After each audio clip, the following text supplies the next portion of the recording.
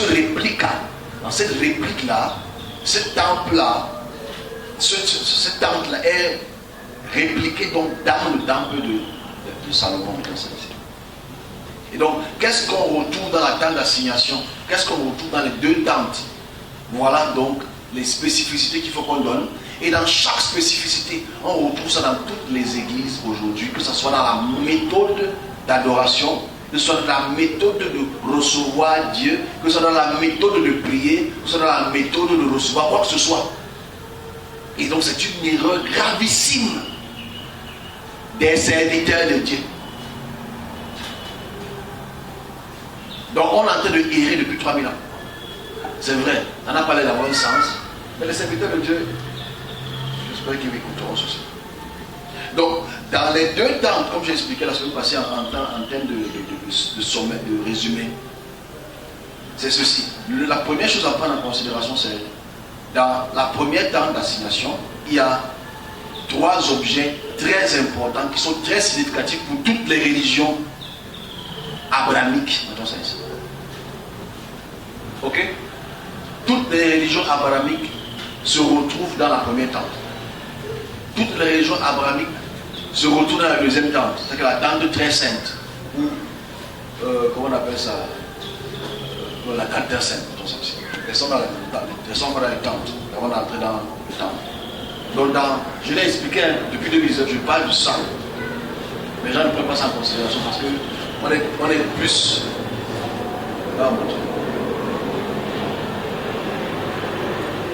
On est plus fan qu'intelligent. D'accord? La foi et le fanatisme que nous faisons, on ne réalise pas les points importants. Bon, écoutez ceci. Dans la première tente, il y a trois objets. Il y a trois objets très importants pour la tente d'assignation. C'est que la première chose, à droite, on appelle ça le menorah. Le menorah, c'est les lampes. C'est les chandeliers d'or, si vous voulez. Donc, c'est les 7 chandeliers d'or. Et c'est important le chiffre 7, qui veut dire le chiffre du repos. Mais ces lampes-là sont allumées constamment, elles ne doivent jamais être éteintes dans le temple. Parce qu'elles représentent la lumière de Dieu.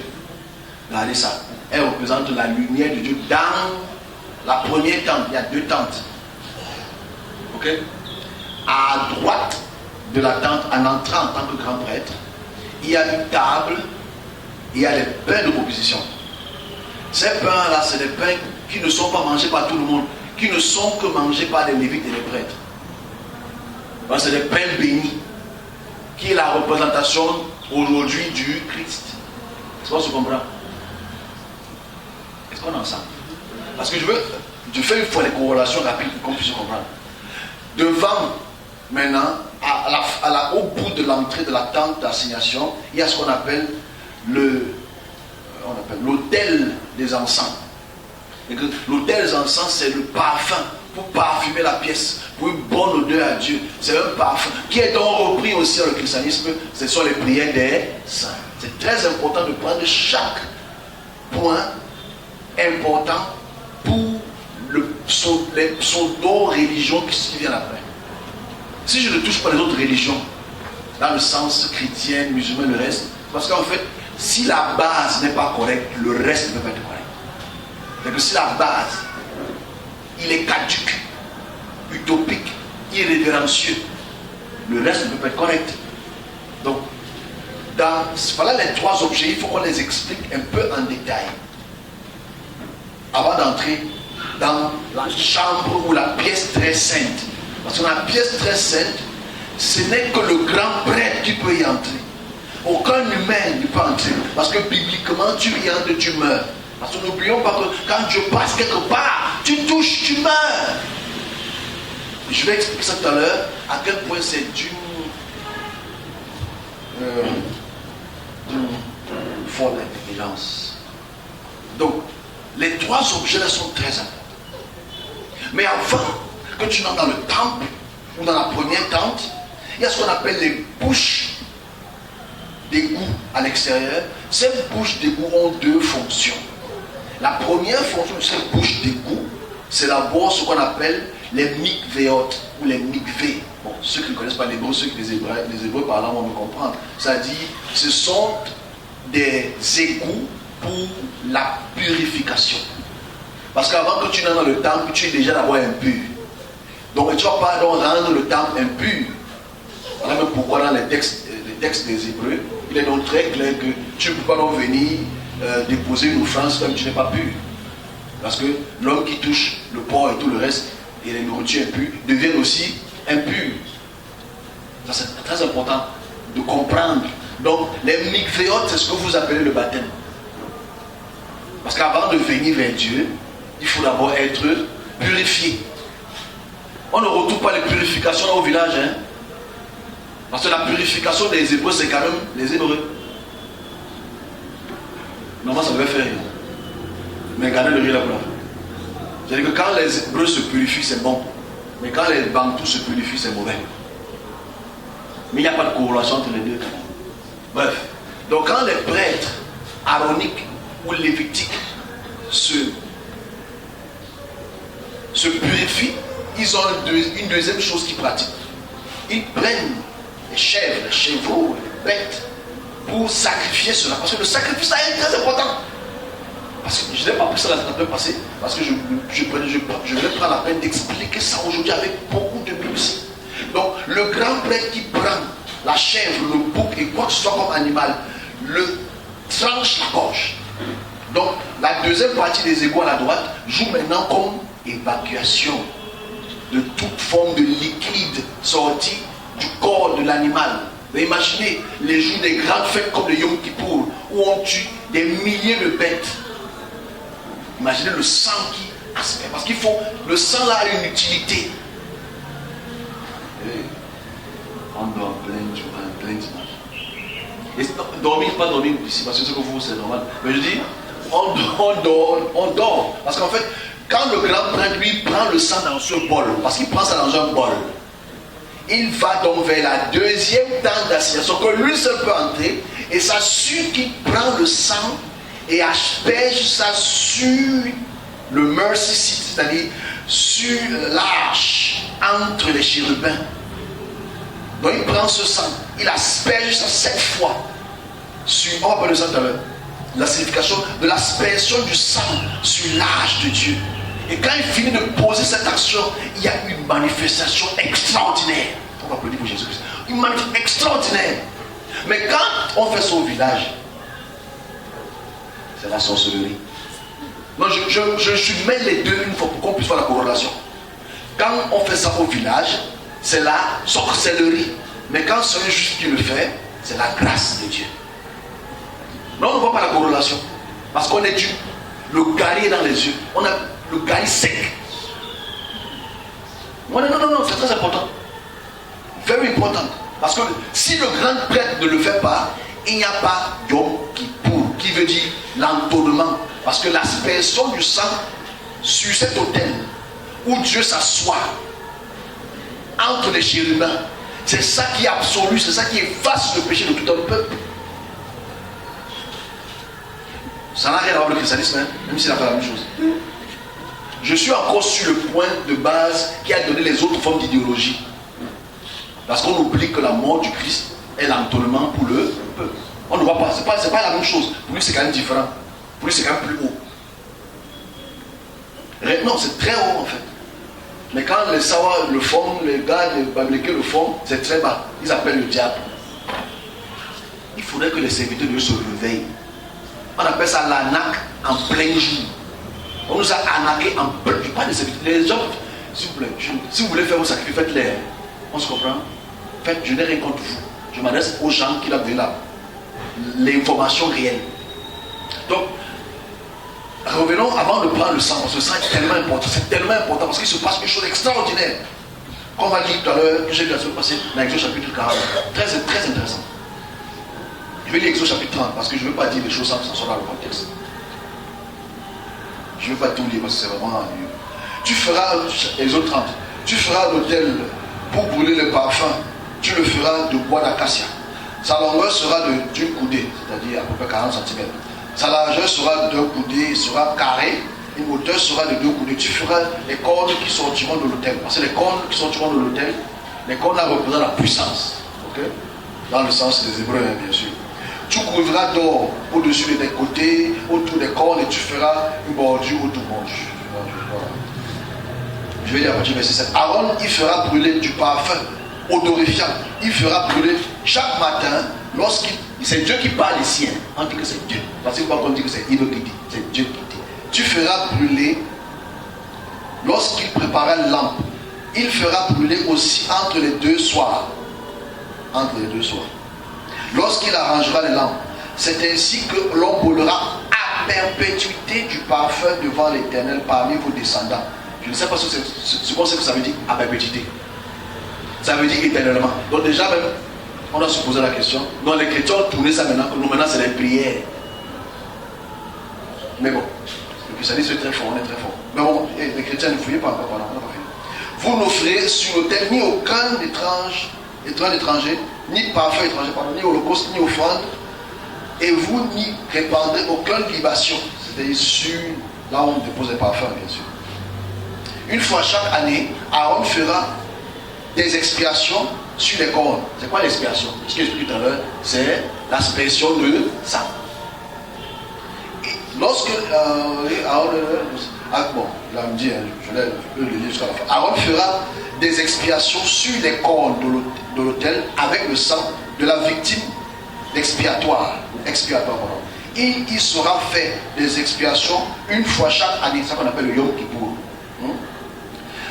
Parmi vos descendants, ce sera une chose très sainte. Donc cette aspersion de sang est très sainte. Très, c'est Dieu qui dit. Donc ça veut dire, on n'a pas dit sainte, on a dit très sainte. Donc gardez le mot très saint.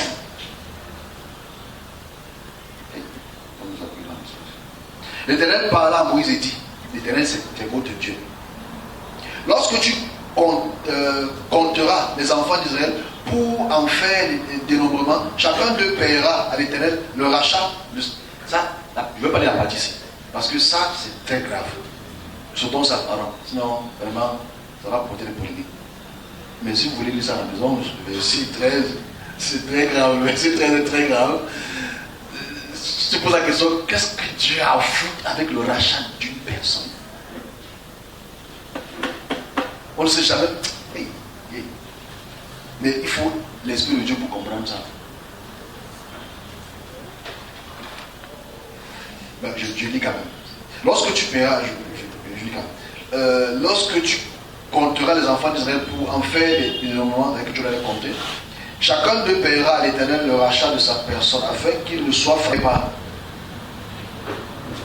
Tu as les plaies, tu meurs. Ça c'est le Dieu d'Israël. Il faut vous réveiller. Il faut que nos collègues se réveillent un peu le matin et se disent que gars, il y a un vrai problème. Mais bon, c'est quand même la parole de Dieu. Tout homme compris dans le dénombrement, voici ce que je donnerai, voici ce que donneront tous ceux qui seront compris dans le dénombrement. Un demi-cycle, selon le cycle d'un sanctuaire, c'est que tu paies l'argent, qui est de 20 guéras. Un demi-cycle sera le don prélevé pour l'Éternel, que tu Dieu. Tout homme compris dans le dénombrement de l'âge de 20 ans au-dessus paiera le don prélevé par l'Éternel. Le riche ne paiera plus, ne paiera pas plus que le pauvre, car Dieu est quand même équitable. Comme don prélevé à l'Éternel. Tu recevras des enfants d'Israël l'argent du rachat et tu appliqueras au travail de la tente d'assignation et ce sera pour les enfants d'Israël un souvenir devant l'Éternel pour le rachat de leur personne.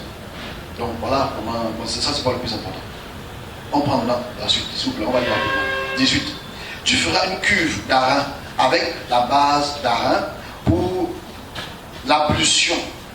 Tu placeras entre les tentes d'assignation et l'autel. Et tu y mettras de l'eau. Ok? Je disais ça tout à l'heure. Avec lesquels Aaron et ses fils se laveront les mains et les pieds. On retrouve cette culture dans chez les musulmans. Okay. Parce que c'est important de voir comment le temple avait pu façonner beaucoup d'idéologies après. Lorsqu'ils entreront dans les temps d'assignation, ils se laveront avec cette eau, afin qu'ils ne Je n'ai pas dit ce qu'il dit. Afin qu'il ne meure point. Vous savez que s'ils entrent là-bas, ils ne sont pas propres. Ils boiront. Parce que Dieu ne peut pas quand même toucher ce qu'il a créé. Et aussi lorsque, non, c'est quand même la loi de Dieu. Et aussi lorsque s'approcheront de l'autel, il y a des gens qui ne lisent jamais la partie ici. Il dit qu'il y a les hommes, depuis 40 ans, qui n'ont jamais lu le chapitre. Ils disent peut-être un verset parce que payer un cycle d'argent, ça revient à l'éternel. Puisque les pasteurs aiment le verset du verset 9 au verset 12 là. Là, il faut payer le cycle d'argent là. C'est ça qu'ils aiment. Ça, c'est le paradis. Ils vont dire que tu ne paies pas ça, non, tu vas t'arriver. Mais quand il faut continuer. Parce que le prêtre là, s'il est levé, il faut qu'il se lave. Il se lave le matin. Voilà. On continue. Lorsqu'ils entreront dans la tente d'assignation, ils se laveront avec cette eau afin qu'ils ne meurent point.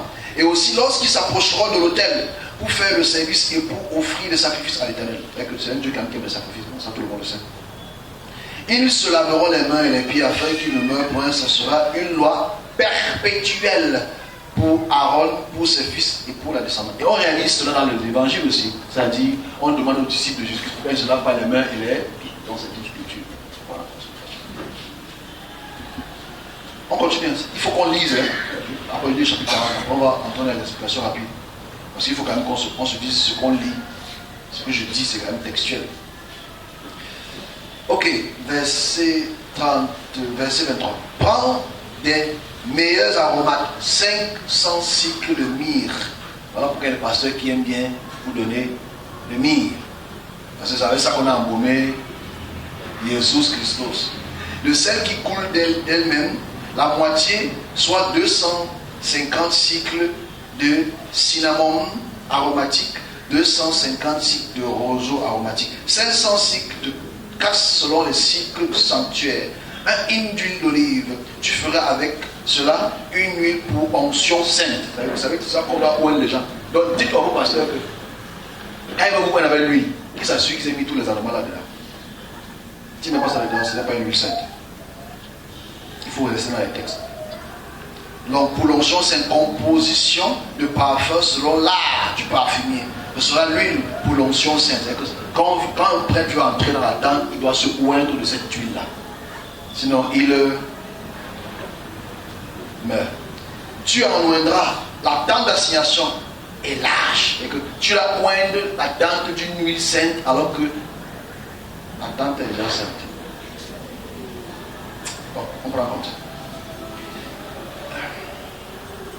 La table et ses ustensiles, les chandeliers et ses ustensiles, l'autel des parfums, l'autel des holocaustes et tous les ustensiles, la cuve et la base. Tu sanctifieras ces choses. Donc, qu'est-ce qui sanctifie ici? Ce n'est pas la parole, hein. C'est l'huile et les parfums.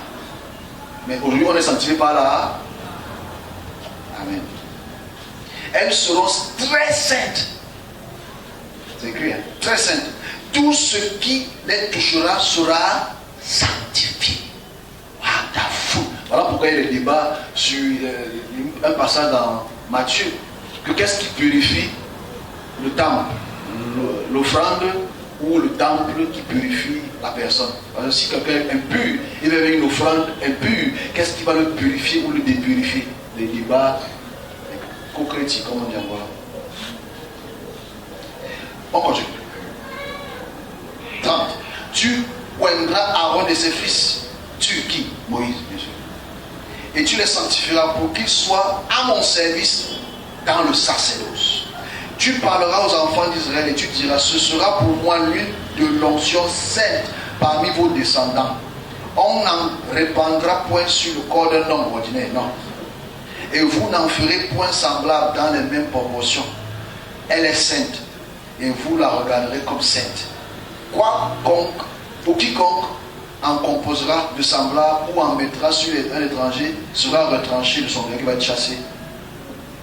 L'Éternel dit à Moïse: prends les aromates du stacté, de l'ombre odorant, du cabanon et de l'encens, et tu en partie égale. Tu feras cela un parfum composé selon l'art des parfumés, et il sera salé, pur et saint. Tu le réduiras en poudre et tu mettras devant devant le témoignage, c'est-à-dire l'ensemble. Dans la tente d'assignation où je vais relire ça parce que c'est très émouvant. Dans la tente d'assignation où je me rencontre. Je connais le mot, hein. Mais ce que je veux dire ça sans blesser, c'est que où je me rencontrerai avec toi, c'est-à-dire la condition sine qua non est très claire. Ça sera pour vous une chose très simple. Vous ne ferez point pour vous des parfums semblables dans les mêmes proportions pour le regarder comme saint et réservé pour l'éternel. Quiconque en fera de semblable pour le sentir sera retranché du peu. C'est qui va mourir. Bon, je prends chapitre 40 et je m'arrête là-dessus. On va aller dans les détails. Exode 40. Donc il faut lire. Je pense que les chrétiens n'aiment pas lire. On aime souvent lire les versets qui nous donnent la foi. Okay. Je vais lire à partir de 40, à partir du verset 30. Je l'ai lu la semaine passée, mais je le relis parce que je vais conclure parce que ça prend trop de temps. Je vais lire verset 20, excusez-moi. Il prit le témoignage, il plaça dans l'âge, parce qu'il y a l'âge. Il mit les barres à l'âge et posa, on a Exode 40, et posa le propitiatoire au-dessus de l'âge. Il apporta l'âge dans le tabernacle et mit les voiles de séparation et couvrit l'âge du témoignage comme l'Éternel avait ordonné à Moïse. Il plaça la table dans la tente d'assignation à côté de septentrion, au nord du tabernacle et en dehors du voile. Il y reposa l'ordre, il y déposa en ordre le pain devant l'Éternel comme l'avait ordonné Moïse. Il plaça le chandelier dans la table d'assignation en face de la table, du côté méridional. Okay. Il arrangea les lampes devant l'Éternel comme l'avait ordonné Moshe Rabbeinu. Il plaça l'autel d'or dans la tente d'assignation devant les voiles. L'autel d'or, c'est-à-dire le chemin, ce qui honorifie la pièce. Il fit brûler le parfum honorifiant que l'Éternel avait ordonné à Moïse. Il plaça le rideau à l'entrée de l'holocauste. Il plaça l'autel des holocaustes à l'entrée du tabernacle et de la tente d'assignation et il y offrit les holocaustes et les offrandes comme l'Éternel l'avait ordonné. Ça c'est important ici. Il a fini de tout placer. On est ensemble, s'il vous plaît. Supportons un peu, on a fini. Il a fini de tout placer, tout mis. C'est super. Selon Moïse. Il plaça la cuve entre la tente d'assignation et l'autel et il y mit de l'eau pour l'ablution, c'est-à-dire pour le nettoyage. Moïse et Aaron et ses fils, s'ils avaient les mains, parce qu'ils venaient de pur, lorsqu'ils entrèrent dans la tente d'assignation et lorsqu'ils approchaient de l'autel, ils se lavaient comme l'Éternel avait ordonné. Il dressa les pavis autour du tabernacle et l'autel et il mit les rideaux de porte pavis. Et ce fut ainsi que Moïse acheva son ouvrage. Alors la nuée couvrit la tente d'assignation et la voix de l'Éternel se remplit dans le tabernacle. Moïse ne pouvait pas entrer dans la tente d'assignation parce qu'elle était nouée et restait au-dessus. Et la gloire de l'Éternel se remplissait le tabernacle. Et aussi longtemps que durait leur marche, les enfants restaient avec ce nuage-là. J'ai lu. C'est très difficile de lire ça. Donc, naturellement ici, non, ça fait mal aux yeux parce qu'allons dans les quatre symboliques, les 5 symboliques, qui se retrouvent dans les dérivés des religions abrahamiques. Dans la première des choses, c'est ce que j'ai dit plus tôt, à l'extérieur, les cuves qu'on appelle les mikvéot.